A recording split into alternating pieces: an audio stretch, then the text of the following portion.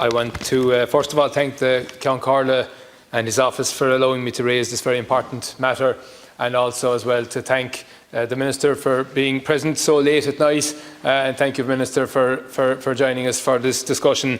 And can I first of all begin by congratulating you on your recent appointment as Minister of State. It's a massive honour for any deputy to be appointed, and a massive honour for yourself and for your family and for your supporters, and wish you the very, very best of good fortune in the time ahead, and I have no doubt you'll do an excellent job.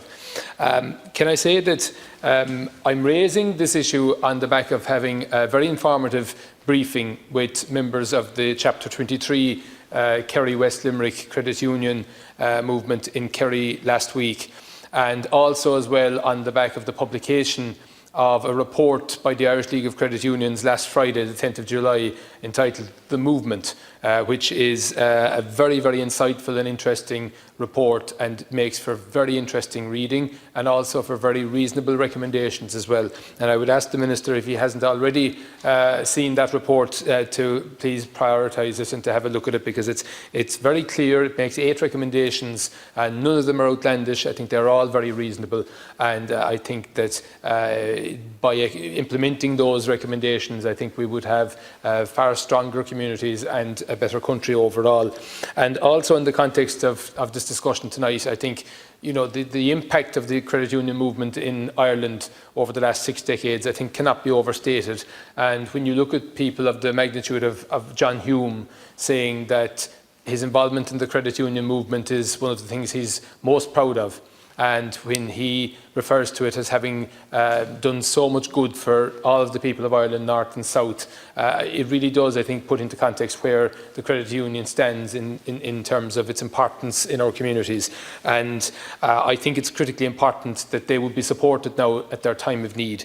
And a number of things that they have pointed out at the moment is that they need support in terms of, first of all, putting a new Credit Union Act to create a legislative basis for credit unions to become a stronger community banking force. And I think that is something that the new government really needs to look at, and I hope that that's something that can be achieved.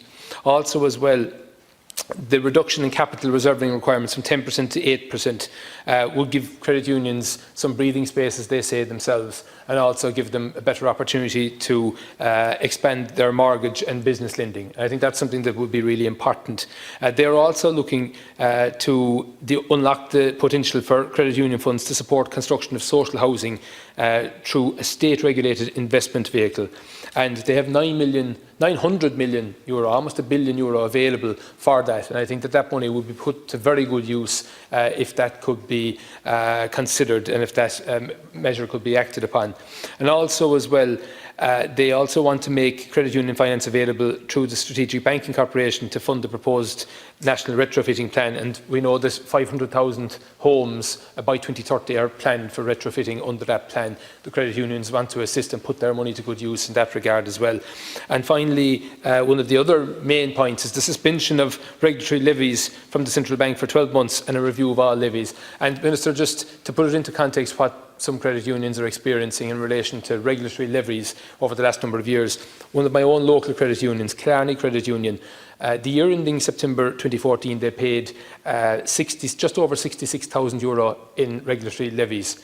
The year ending September 2019, that figure had risen to €243,000. That is a huge hit for any credit union to take. And when you consider the great work that they do, when you consider that the credit unions weren't to blame for the huge financial mess that we've seen in the past, that really, really is salt in the wounds for credit unions, and it really needs to be looked at. So I would urge you, Minister, to please consider the points raised and to do your best to assist the credit unions now in their time of need.